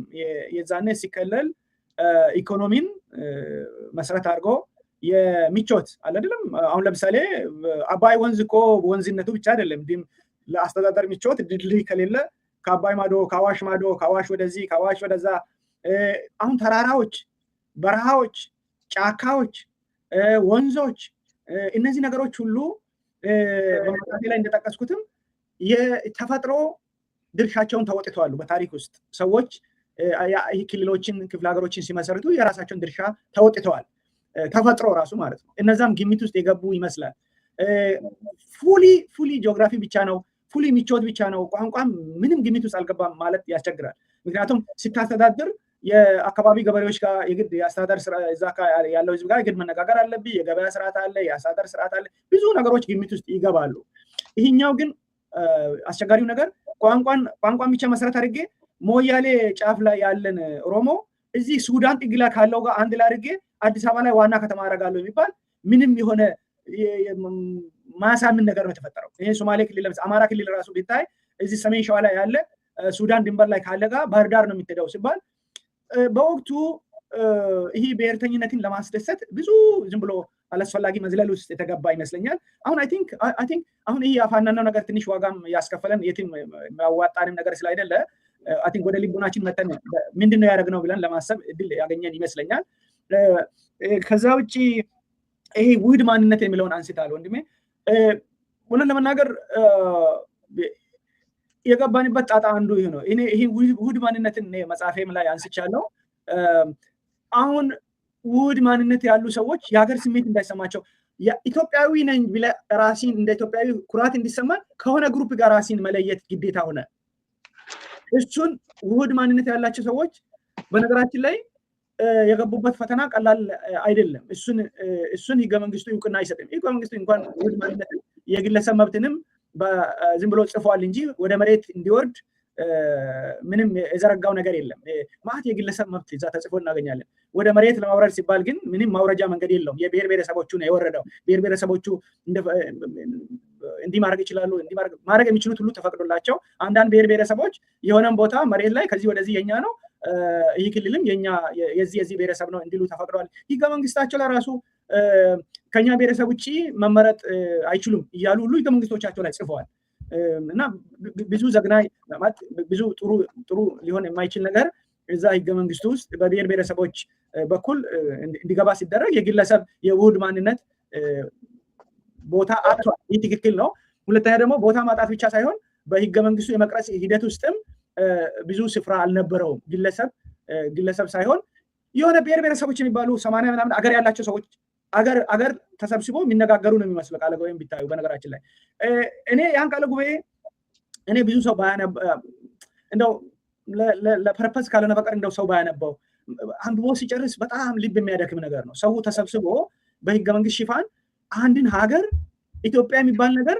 ዋጋ ተከፍሎ በብዙ ውጣ ውረድ ኢትዮጵያ የመላኩ ገብርኤል ወይም በእስልምና እንደሚባለው ጅብሪል ሲተረቡ ችግሮች ይኖራሉ የትኛውም ሀገር መላእክቶች መጥተው የገነቡት አይደለም ግን የዛኔ የተሰበሰቡት ስብስቦች መራገም ነበር በቃ መራገም በቃ ኢትዮጵያ የሆነ ለነገሩ ኢትዮጵያ የብሔር ብሔረሰቦች እስር ቤት ነው የሚባልን ቋንቋ ሲሸጥ ስለነበረ ይሄ ከግራ ዘመም ኃይሎች የመጣ ቃል ሲሸጥ ስለነበረ አየ የግለሰብ መብት በአግባቡ የውህድ ማንነት የሚለው ግለሰብ ጋር ነው የሚመጣው መጨረሻ ላይ እኔ ከየትኛው ወገን ለም ዜጋ ነኝ እንደ ግለሰብ የማንም አይደለም ማለትም መብት እኮ ነው በነገራችን ላይ እሱንም ህገ መንግስቱ በትክክል አሳታፊም አልነበረም ግለሰቦችን አሳታፊም አልነበረም ስለዚህ ይሄ ነገር አሁን የምናወራው ለምንድነው ይባል ማስተካከል አለበት አሁን ህገ መንግስቱ ሲሻሻል ተመሳሳይ ስህተት እንዳይሰራ ነው እንጂ አሁን እኛም የታሪክ እስረኛ ሆነን እዛ በቃ እንዲገባ ያን ለመለቃቀስ አይደለም ግን ይሄ ነገር እንዳይደገም ነው ለማለት ነው በቃ እነዚህ ናቸው ጥያቄዎች የተነሱት ያመለጠኝ ካለ መልሼ ብንጨርስ ብዬ አስባለሁ አመሰግናለሁ ፍሬዎት ያው እንግዲህ በዋናነት ችግሮቹን ተወያይተናል አሁን የብሔራዊ ምክክር ኮሚሽኑ ስራ ላይ ነው ያለው በዚህም የተነሳም የመፍትሄ ሀሳቦች በተለያዩ መድረኮች ቢነሱ ለነሱም በተለይ ለሚወያዩ ሰዎች ግብአትም ስለሚሆን ነው ዞሮ ዞሮ ሀገሩ የጋራ ነው በዚህ ጉዳይ ላይ መፍትሄ ለማምጣት ሁሉም እንደየአቅሙ እንደየችሎታው ተሳትፎ የራሱን ጥረት ማድረግ አለበት ነው በዛም መነሻነት ነው እንግዲህ መድረክ የሚያዘጋጀ ነው ምናልባትም በሌላ ጊዜ ደግሞ መፍትሄው ምንድነው የሚለው ላይ ደግሞ እንሄዳለን ምክንያቱም ችግሩን አውርተናል በችግር ደረጃ የሚጠቀሱ ነገሮች እናውቃቸዋለን። ችግሩ ያስከተለውንም አደጋ አይተናል። ስለዚህ ምናልባት መልሶ ህገ መንግስት መጽሐፍ የሚሆን መንግስቱ መልሶ ህገ መንግስቱ መቅደድ የሚሆን ክፍተቶቹን ካየን የመፍትሄ ሀሳብ ደግሞ በሌላ መድረክ እንደዚሁ እንደምናነሳ ተስፋ አድርጋለሁ። ይሄ ውህድ ኢትዮጵያ ውስጥ ውህድ ማንነት ከሚለው ጋር ተያይዞ በጣም የቸገራቸው ግራ የገባቸው ሰዎች ይመስሉኛል። ሰዎች በፖለቲካ ፓርቲ ሲያደራጁ በብሔረሰብ ስም እየተሰጣቸው ሲደራጁ እነዚህ ሰዎች ይሄኛውም ያኛውም ብሔር አይደለውም ከተለያየ ማህበረሰብ ነው የተወለድኩት፣ ስለዚህ ይሄንን እድል ይሰጠኝ በሚል ቅይጥ ብሔረሰቦች ፓርቲ የሚባል ነበር ኢትዮጵያ ውስጥ። ካስታውስ ሳሙኤል የሚባል ሰው የሚመራው አሁን ይክሰም ይኖር እርግጠኛ አይደለሁም። ኢትዮጵያ ውስጥ ስም ሽራ የተጋባ ሁኔታ ውስጥ ያለፍ ነው። ከዚህ ግራ ከተጋባ ሁኔታ ለመውጣት እንግዲህ ሁሉም የራሱ ጥረት ማድረግ ነው። ከማንም በላይ ደግሞ ኃላፊነት ያላቸው ሰዎች ለማስተካከል ያላቸው እድል ሰፊ ነው። የሰውንም ድምፅ ማድመጡ ተገቢ ነው ብዬ አምናለሁ። ምናልባት በማጠቃለያም እንድትሄድበት አንዱ ኢትዮጵያ ውስጥ እንደ ችግር ቅድም ከመገንጠሉ መብት ጋር ተያይዞ ብሔር ብሔረሰቦች ህዝቦች የሚል ነገር በህገ መንግስቱም ቀደም ሲል በነበረውም ቻርተር ላይ የተቀመጠ ነገር ነው እና ብሔር ማን ነው? ብሔረሰቦች ማን ነው? ህዝቦችስ እነማን ናቸው? በግልጽ የሚታወቀው ብሔር ተብሎ የጠቀሱት ኦሮሚያ ክልል ሳይሆን ኦሮሞ፣ አማራና ትግራይ ናቸው። መስፈርቱ ምንድን ነው? ቁጥር ነው ወይ የሚል ነገር ከመጣ ደግሞ ቁጥር ራሱ ያ መስፈርትን በቁጥር ብቻ ነገር ሊሟላ ይችላል። እሱ እንደተጠበቀ ሆኖ ቁጥር ብቻም ከሆነ ሶማሌ ለምንድን ነው ብሔረሰብ የሚሆነው? የቁጥር ጉዳይ ከሆነ ከትግራይ ጋር ተቀራራቢ ቁጥር ላይ ያለው ምናልባትም በ1997 የህዝብ ቆጠራ የሶማሌ ክልል ህዝብ ቁጥር ወይም የሶማሌ ብሔረሰብ ከኢትዮጵያ 3ኛ ነው። ስለዚህ ምንድን ነው ብሔር የሚለው መስፈርቱ ምን ነበር? ምናልባት ህገ መንግስቱ ላይ ማለት ጥላ ስላደረክም ብሔር ብሔረሰብ ህዝቦች የሚለውም አብሮ ከዚሁ ጋር መታየትም ያለብን ነገር ስለሆነ ብዬ ነው። እንደ ማጠቃለያ የምታነሳው ነገር ካለ በዚሁ እናጠቃለሁ። እንግዲህ በጣም አስቸጋሪ ነገር ነው። በነገራችን ላይ የትኛውም እኔ እንደውም የትኛውም ኢትዮጵያ ውስጥ ያለ ብሔረሰብ ሊባል እንጂ ብሔር ሊባል አይችልም፣ ወደ ብሔርነት እየሄዱ ሊሆን ይችላል የሚል ክርክር አንስቻለሁ መጽሐፌም ላይ።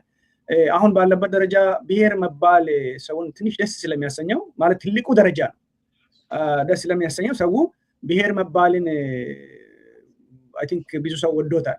አሁን ይህ ነገር በመውደድ እና ባለመውደድ ሳይሆን ሳይንሳዊ ትንታኔው ጋር ስንመጣ ብሔር ከካፒታሊዝም ስርዓት ጋር የሚያዝ ነው። ኔሽን ማለት ነው። እንትን አሁን ለምሳሌ ኢትዮጵያ ውስጥ ብሔራዊ መዝሙር፣ ብሔራዊ ሎተሪ፣ ብሔራዊ እግር ኳስ፣ ብሔራዊ ባንክ ለምን እንደሚባል ልንገርህ። አገር ብሔር ማለት አገር ማለት ነው። እንደው በእኛ ቋንቋ ቀለል አድርጌ ለሰው እንዲገባ ሳቀለው። በፊት አሁን ባለው አተረጓጎም ከሄድ በዚህ ብሔራዊ ሎተሪ ማለት አንችልም፣ ብሔራዊ ባንክ ማለት አንችልም፣ ብሔራዊ ጥቅም ማለት አንችልም፣ ብሔራዊ እግር ኳስ ቡድን ማለት አንችልም።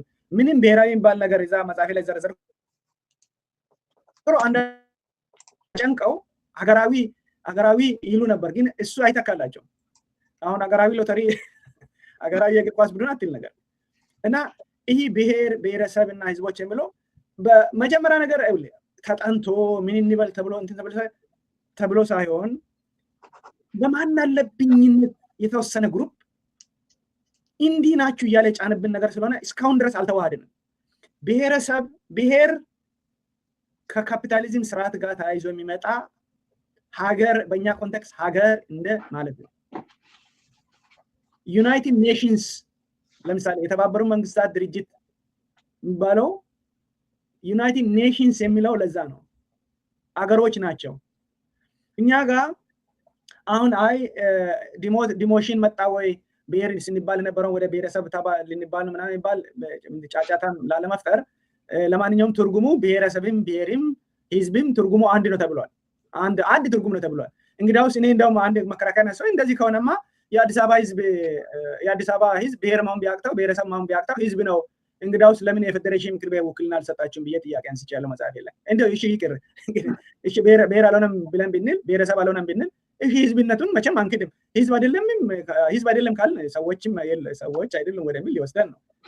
እንደዚህ ከሆነ ይህ ነገር አንድ ትርጉም ነው የተሰጠው። ለማንኛውም ይህ ትርጉሙ ደግሞ የመጣው ከስታሊን የሚባል እዛ የሶቪየት ሰው ነበር። እሱ ነው ትርጉሙን ተርጉሞ የሰጠው። እነ ሌኒን እነ ስታሊን የተረጎሙት ትርጉም ነው። እዛ ላይ ብሔርን በጣም ተንትነውታል፣ እንዴት እንደሚፈጠር እንትን እንደሚል ብሔረሰብ እና ከዛ ደግሞ ከታች ጎሳ አለ። አሁን ኢትዮጵያ ውስጥ በትክክል አሁን ስራ ላይ መሬት ላይ ውሎ ያለው በነገራችን ላይ ጎሰኝነት ነው። ጎሳ ከደም ጋር የተያዘ ነው። በነገራችን ላይ ጎሰኝነት ከደም ጋር የተያዘ ነው። አንተ ከማን ነው ገና የአንተ አባት ማን ነው የአንተ አያት ማን ነው ከሚል ጋር የተያዘ ነው። ብሔረሰብ ራሱ ከደም ጋር በሩቅ ነው።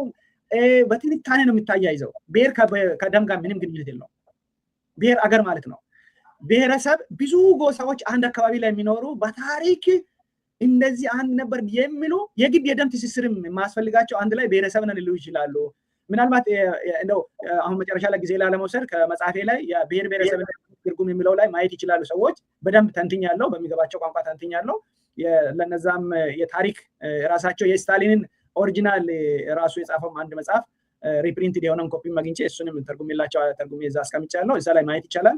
ለማንኛውም እንደው አድማጮች እንዳይከፉ መጠንቀቄ እንዳለ ሆኖ ኢትዮጵያ ውስጥ እኔ ብሔር ደረጃ የደረሰ ብሔረሰብ አለ ብዬ አላምንም። ብሔረሰቦች ናቸው ያሉት። ብሔር ማለት አገር ማለት ነው፣ ኔሽን ማለት ነው። ወደ ሀገር የደረስን አይመስለኝም። ወደ ሀገር ደርሰን ከሆነ ኮንፌዴሬሽን ነው የሚያስፈልገን እንጂ ፌዴሬሽንም አያስፈልገንም። ጨርሻለሁ። ወደዛ ደርሰናል ብለው የሚያምኑ ስላሉ ነው። ለዚህ ነው አሁን ብዙ ጊዜ ኢትዮጵያ ውስጥ ያለውን አስተዳደር ፌዴራሊዝም ሳይሆን ፌዴራሊዝም ብለው ይጠሩታል፣ ግን የኮንፌዴራሊስት አይነት አስተሳሰብ ያላቸው ብሔር ንቅናቄዎች ወይ ብሔር ፓርቲዎች ብሔርተኞች እንዳሉ በግልጽ ይታወቃል። ስለዚህ አጠቃላይ ለሆነ ፍላጎት ማስፈጸሚያ ሲባል በዘላቂ ሀገር ጥቅምና በህዝብ መብት ላይ የተቆመሩ ነገሮች እንዳሉ እሱ ፊት ለፊት መናገር በጣም አስፈላጊ ነው። ዛሬ ላይ በዚህ ዙሪያ ብዙ የሚያጠራጥር ነገር ያለ አይመስለኝም። የሆነ ፍላጎት ያላቸው ሰዎች ለሆነ ዓላማ ያደራጁት፣ ሌላው ደግሞ በአጨብጫቢነት የተሳተፈበት ኢትዮጵያን በዘላቂነት የትኛውንም ኢትዮጵያዊ ማህበረሰብ የሚጎዳ ሆነ አዙሪት ውስጥ እንድንቆይ ያደረገ ነገር ስለሆነ ዛሬ እንዳልከው ወደ መወቃቀሱ ሳይሆን ወደ መፍትሄ መምጣቱ በጣም አስፈላጊ ነው። ስለዚህ ችግሮች እያነሳ ነው። በመፍትሄዎቹ ላይ ደግሞ የኢትዮጵያ ሀገራዊ ምክክር ኮሚሽን እያደረገ ያለው ውይይት አለ። እሱ ተጠናክሮ እንዲቀጥል በተለያዩ መድረኮችም ሚዲያዎች በምንም እንግዲህ ውይይቶች ይቀጥላሉ። ክቡራን ተመልካቾቻችን እየደወላችሁ ያላችሁ ሰዎች ያላችሁ አንጻር ከዚህ በላይ ሜዳ አልቻልንም። እንግዲህ ሳምንትም በመፍትሄ ሀሳቦችና እንዲሁም ሌሎች አጀንዳዎችን አንዱ ላይ እንወያያለን። የዛሬውን በዚሁ አብቅተናል። ተነስተልን